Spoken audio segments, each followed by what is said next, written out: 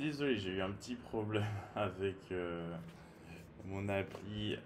J'ai effacé sans le vouloir Connection.js, donc je vais le refaire rapidement hein, parce que bon, vous avez déjà vu. Donc on utilise Sequelize et en fait vous savez pas encore à quoi ça va vraiment servir Sequelize, mais je peux vous dire que ça va vous faciliter le fait de requérir ou de faire des requêtes à votre base de données. Alors, hop hop hop, là je suis pas du tout comme ça, donc Sequelize,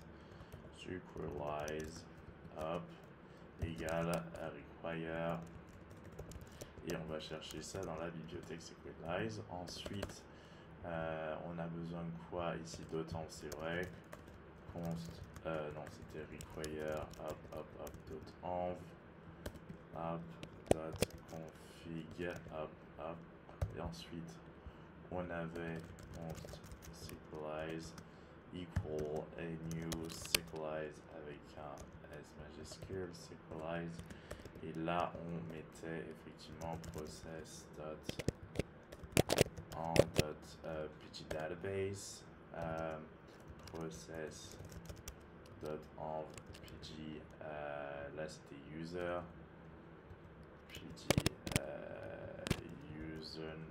username si je ne m'abuse, username, et enfin process pg password, et à l'intérieur de ça je crois qu'on avait un petit objet de configuration où il y avait host, hop, et c'était localhost, je pense que c'était comme ça, et dialect, et dans dialect on avait postgre, hop.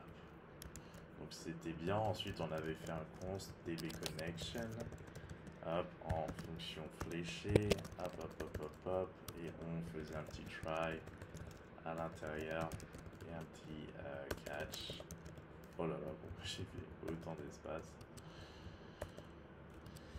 Catch qui récupérait l'erreur, et console error, on mettait console error même, connection to the database to the DB failed, et on mettait l'erreur en question.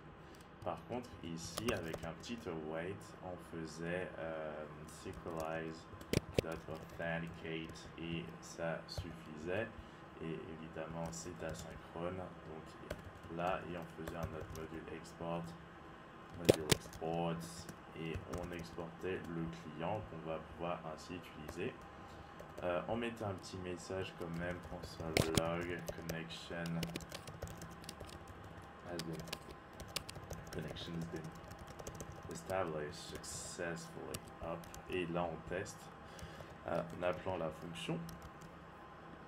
On lâche ça tout de suite.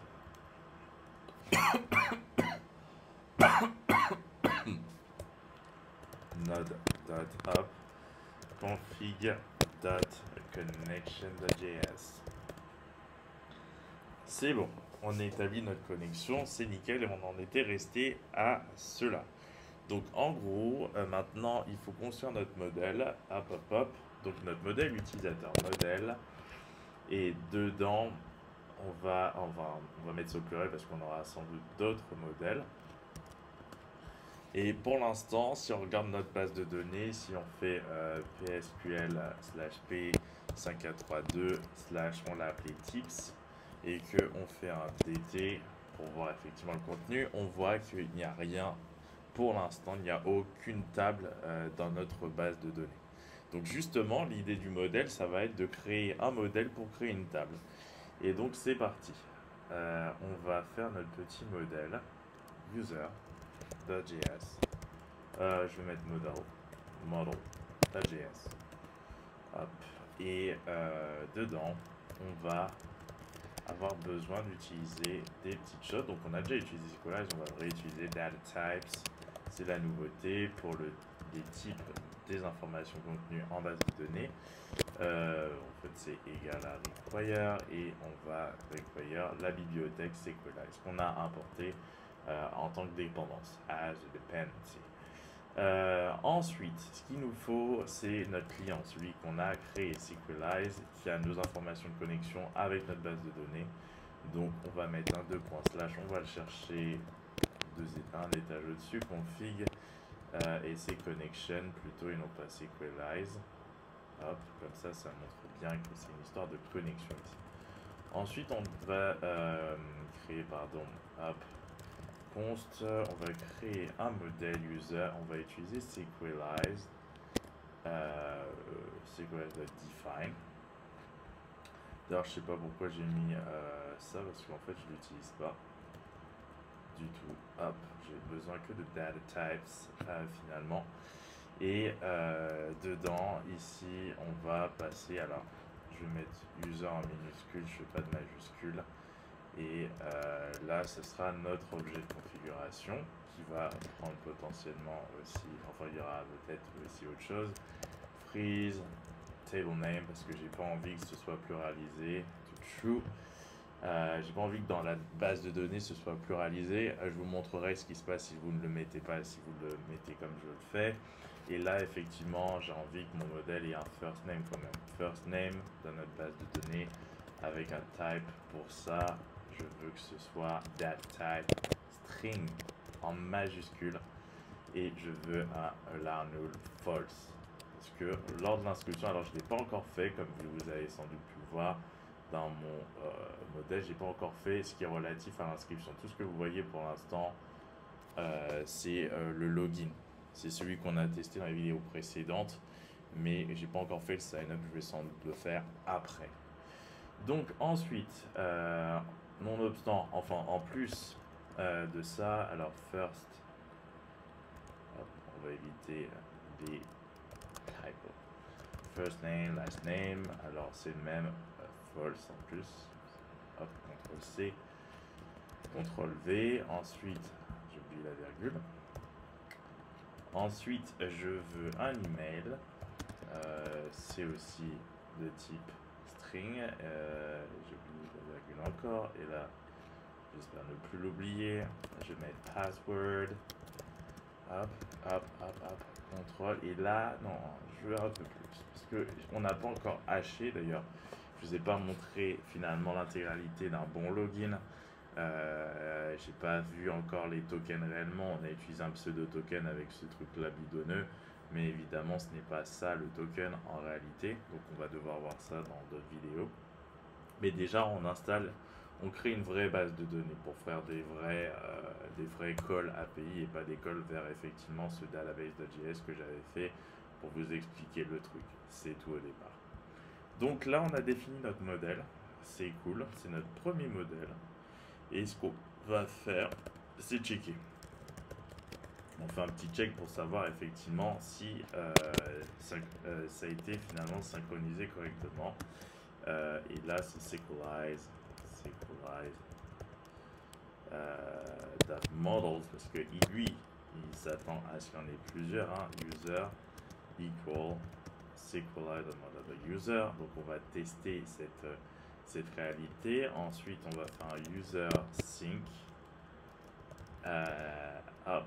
Comme ça va synchroniser effectivement ce modèle à notre base de données. Autrement dit, ça va créer une table si elle n'existe pas. Create a table user en minuscule, parce que c'est comme déjà, if not exist.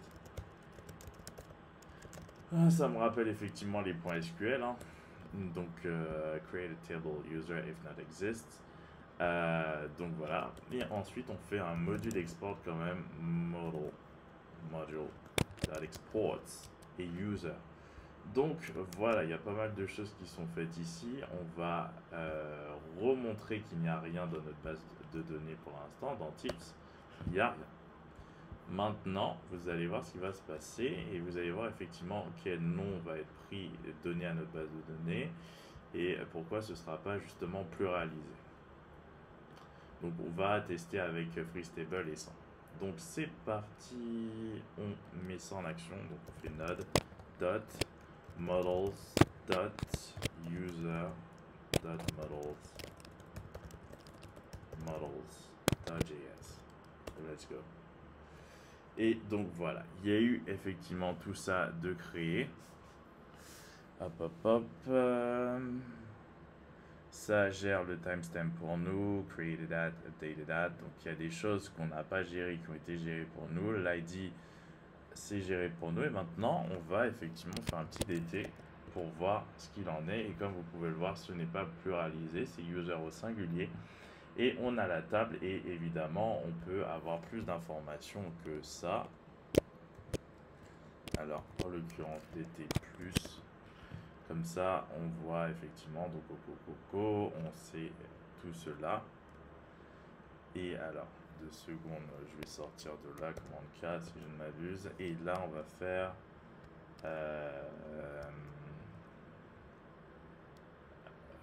je sais pas si ça va show dash, show tips, je pense que ça va pas voir. Mais alors, nous ce qu'on va faire, c'est carrément select all from user. Alors pour l'instant, il n'y a rien à sélectionner, donc ça va nous dire que, mais au moins on va voir qu'effectivement il y a des informations. Donc à l'ID, first name, last name, email, password, created at, updated at.